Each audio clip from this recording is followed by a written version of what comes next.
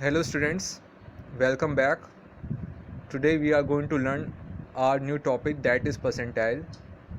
But before I starting my new topic with you, I want to I want to all of you that you will start doing practicing the questions or numerical part of the previous topic which we have discussed, because if you or if you all are not doing if you all are not doing the practices of all the uh, numericals which I have discussed with you, then it is become very difficult for you at the later stage, because at that time you don't have too much time.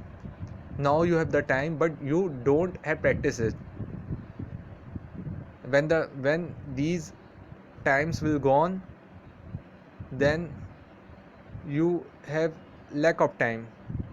The upcoming time you will not get too much time, because maybe you will engage in any activity or in any type of work related to the college, then you hardly get the time.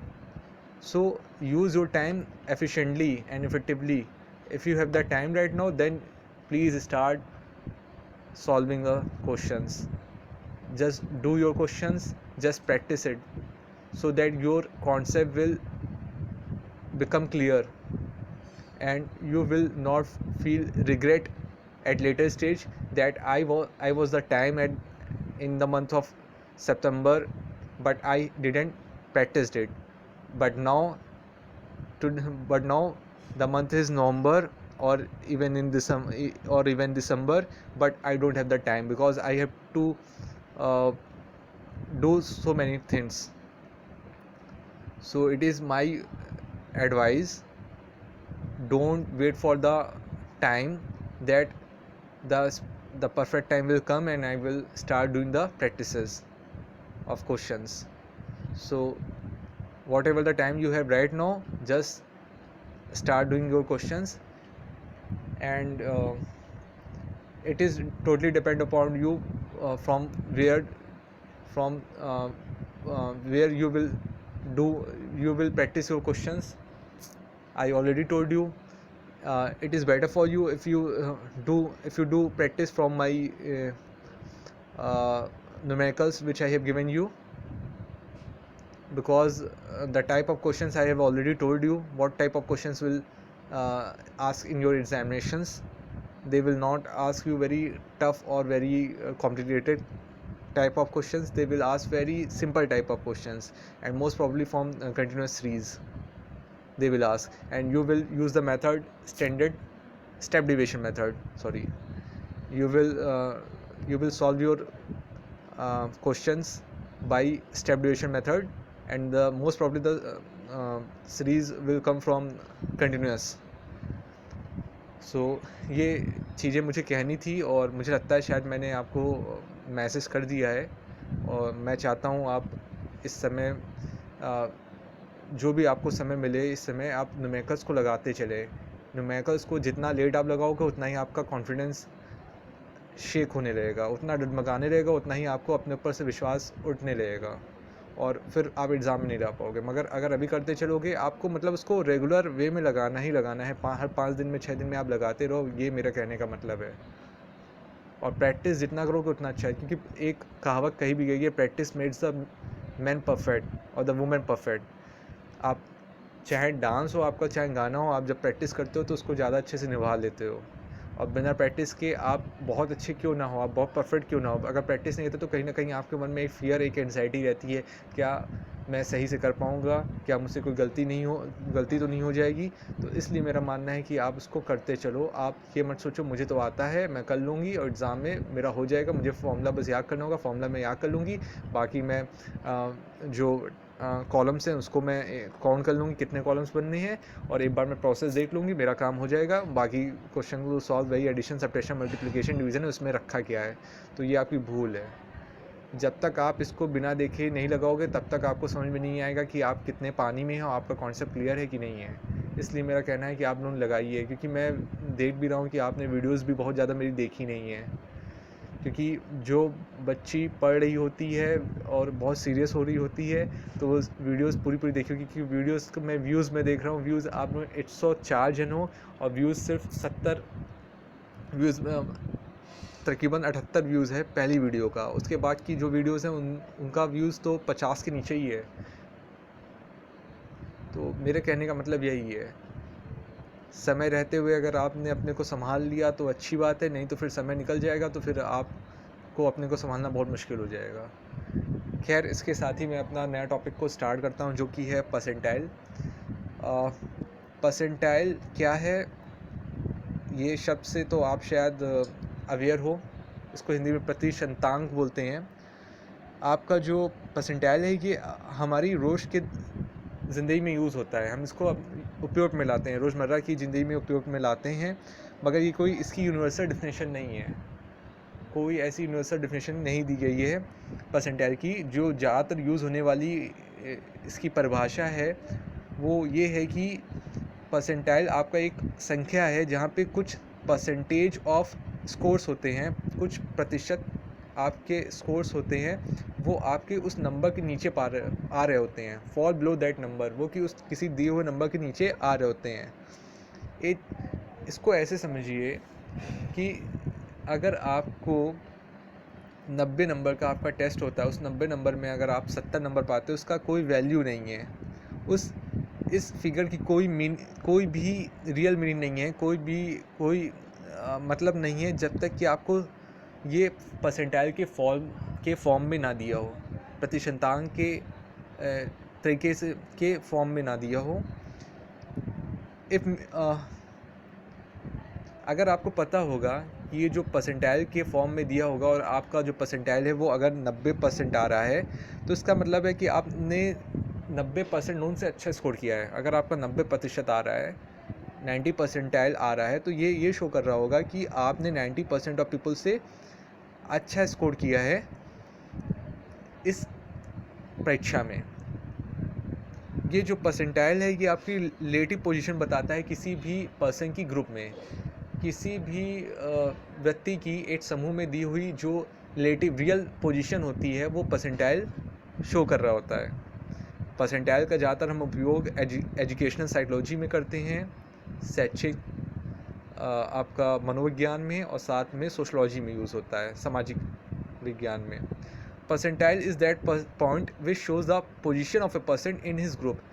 जैसा लिखा हुआ है, percentile वो point है जो कि आपका position बता रहा होता है किसी व्यक्ति का अपने ग्रुप में, उसकी योग्यता के आधार पे। योग्यता इस कारण क्योंकि उसको कितना उसमें नॉलेज था, उसको कितना ज्ञान था।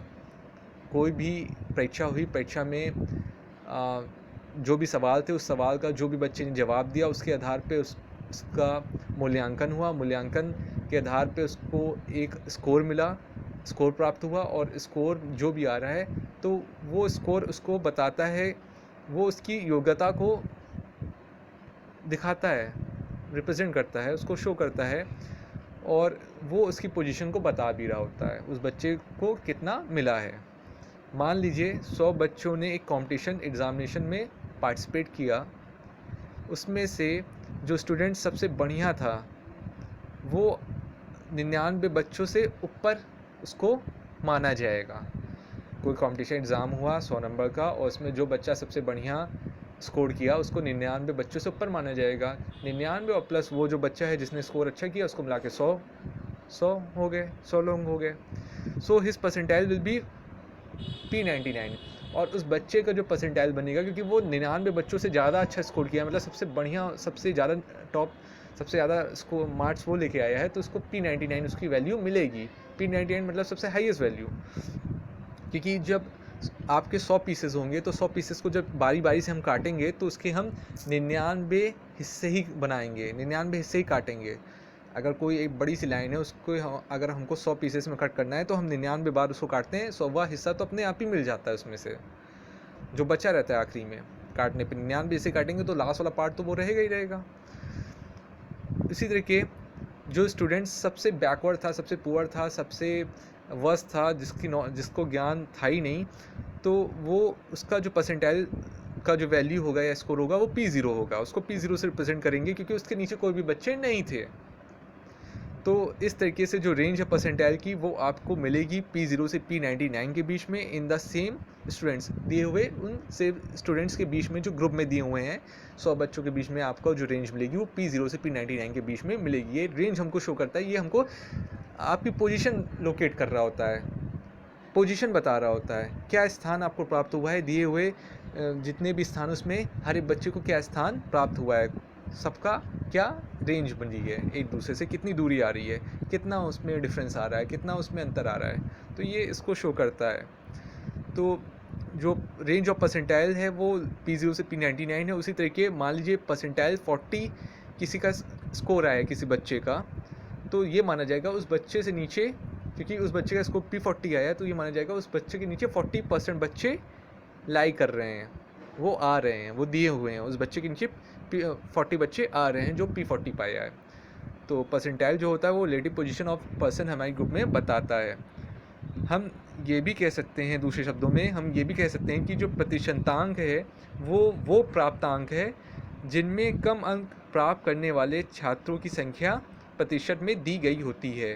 मतलब कि प्रतिशतांक वो प्राप्तांक है, वो स्कोर है जिनमें कम अंक प्राप्त करने वालों छात्रों की संख्या प्रतिशत में दी होती है। मतलब कोई बच्चा अगर मान लीजिए P50 पाया है, P50 पाया है, तो वो प्राप्तांक, वो उससे नीचे कम अंक पाने वाले जो छात्रों की संख्या है वो आपको प्रतिशत के रूप में दी होती है प्रतिशतांक में।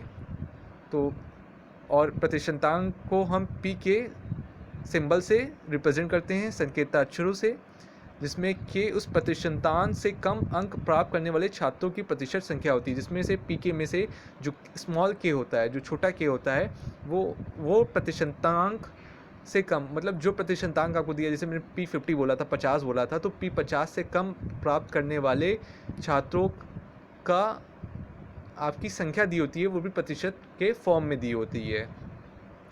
तो उस के वो प्रतिशतांक से कम, मतलब जो दिया हुआ प्रतिशतांक है आपको 50 है, उससे कम अंक प्राप्त करने वाले छात्रों की प्रतिशत संख्या दी होती है।